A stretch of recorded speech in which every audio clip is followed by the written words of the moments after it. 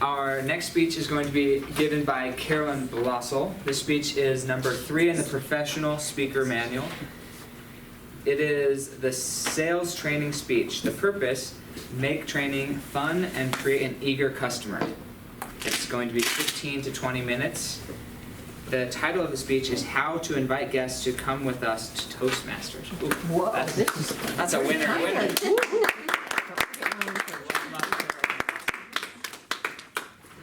on. Don't give me a scam call. Hold on, I'm trying to.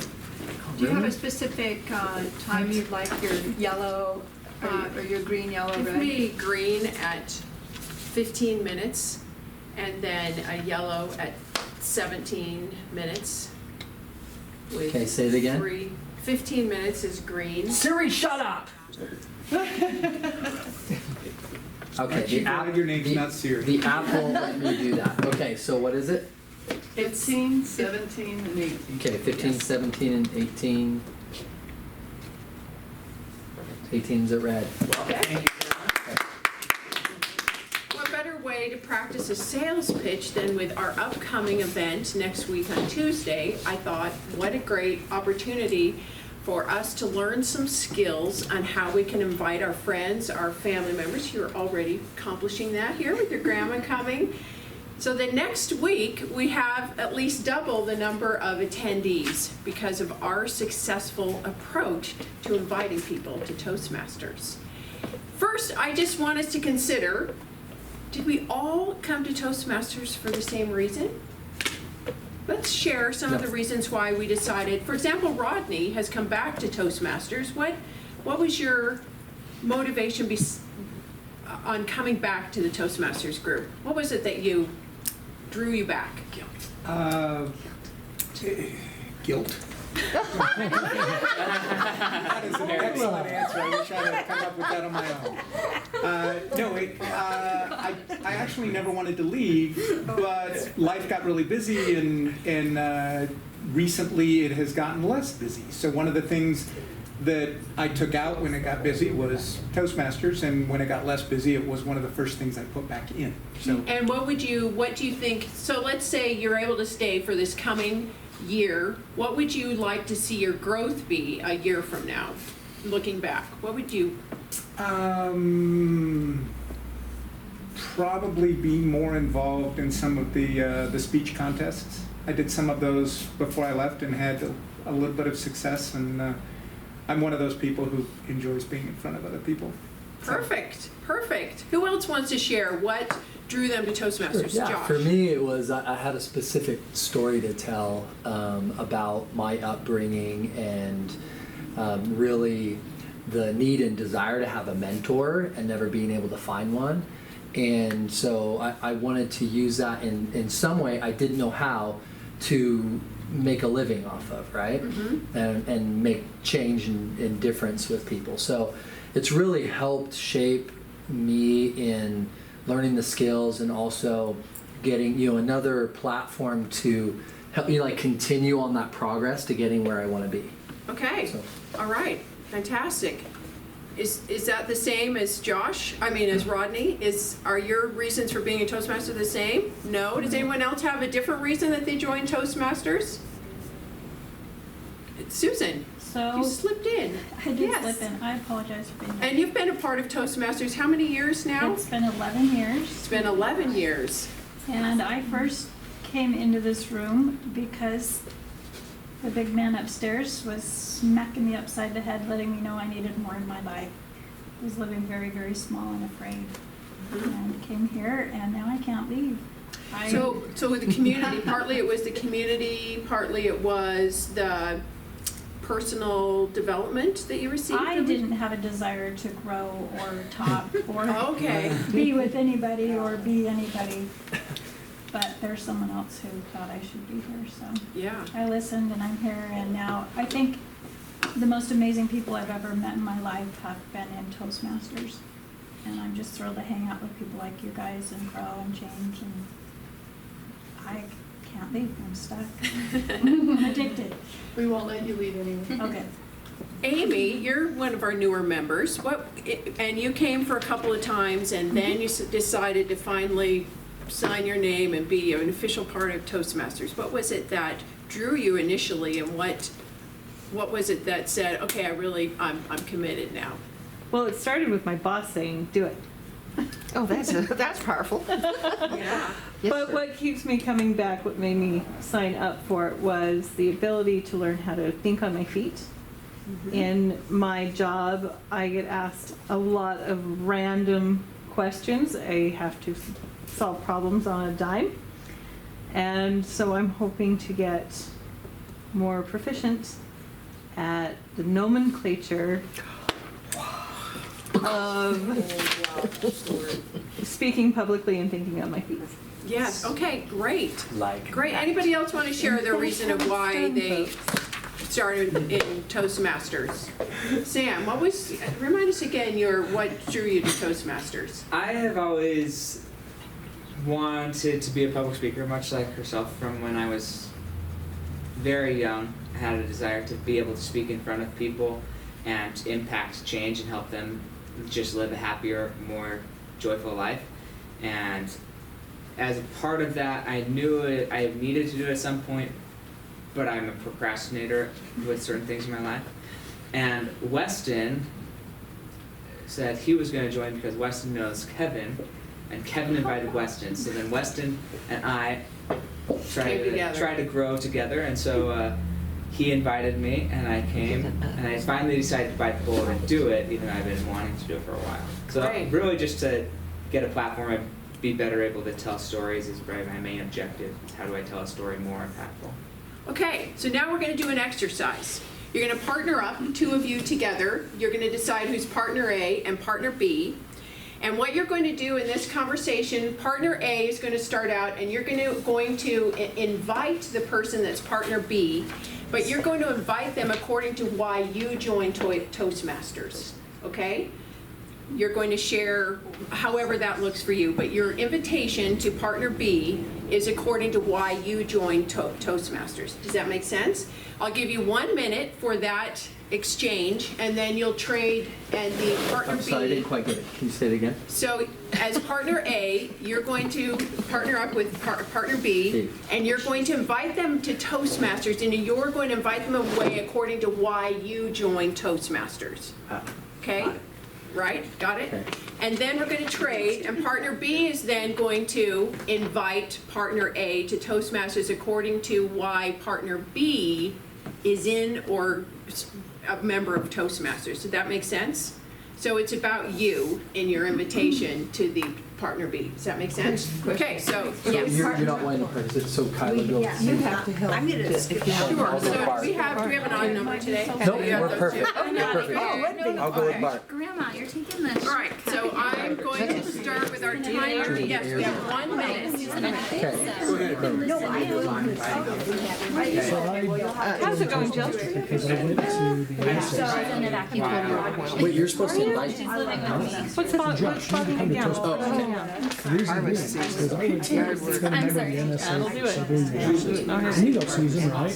Susan, she, When, I'm sure you're. I need to go to a Toastmasters. What do you do during your Pays for groceries, she does keep her health. What do you think that will do? I actually love it. It's just that I have so many other things going. I have to get out there in a timely manner. It's like carrots and broccoli. That sounds pretty cool. Blossoms. That's the NSA. It's the national But I have so many. security. I know it's Perfect, this all year. right.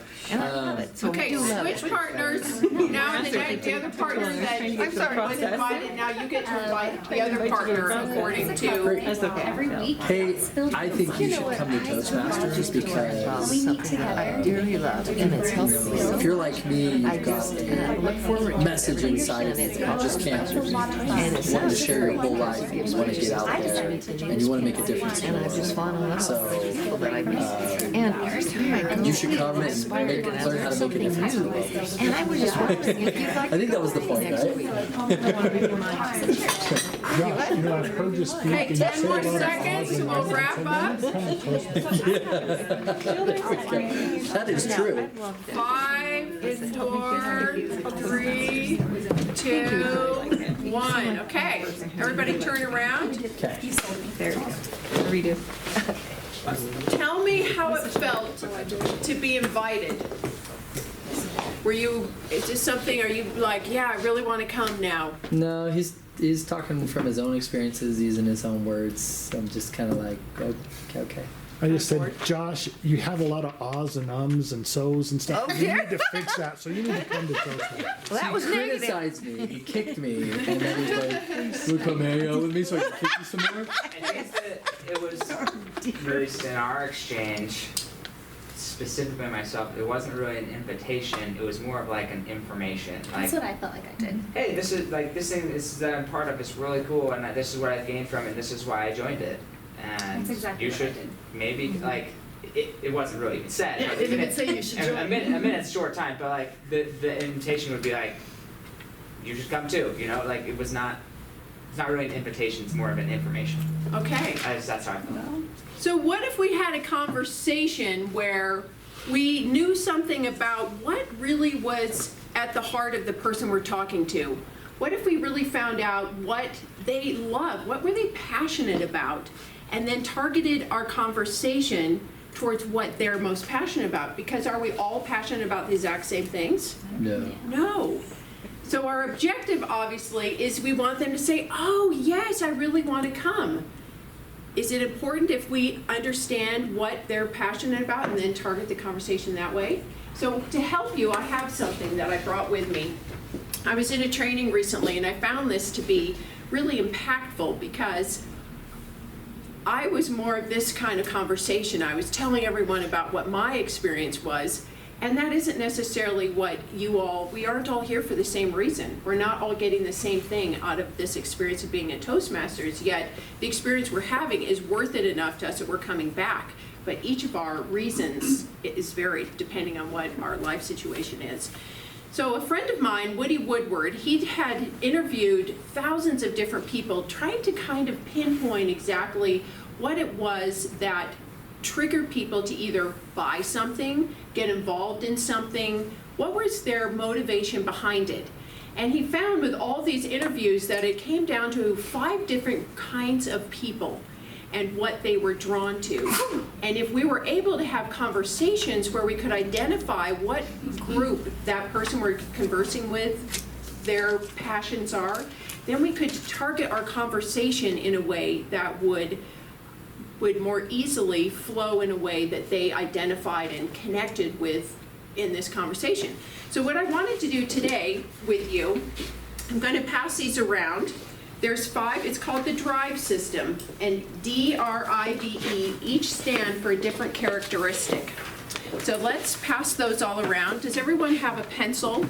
Because I'm going to give you about 3 minutes, and you're going to look at the pictures on here. Go on. And there are words on there that describe a character trait.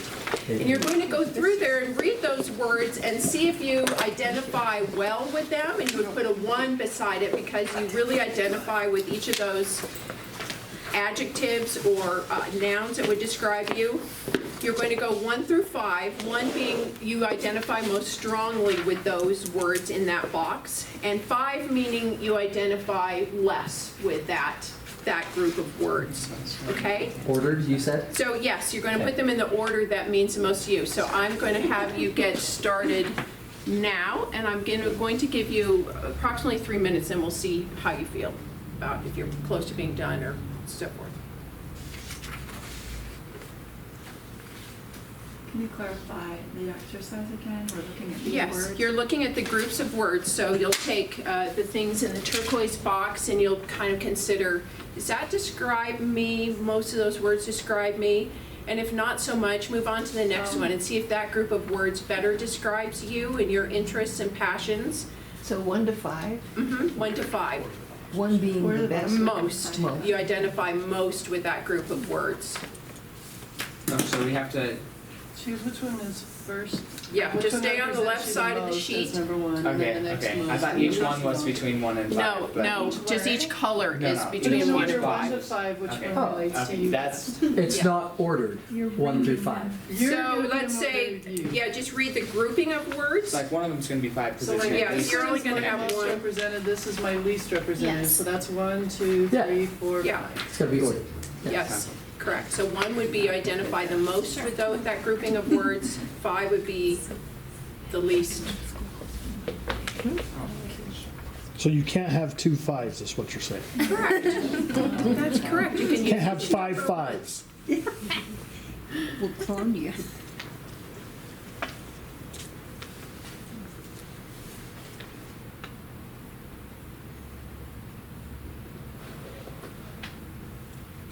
Move fast. I've Is done these one a being lot. the most? 1 is the most. You identify best with that grouping of words. 5, you identify least. And there can be some overlap, but overall, the majority of the grouping of words you would identify with. Everybody. That's okay, we'll take about 30 more seconds to wrap up. Maybe 15 seconds. 10 Yeah, we'll seconds? go, yeah, because it'll be 15 minutes. We'll get the green light. All right. Okay, we'll end right there.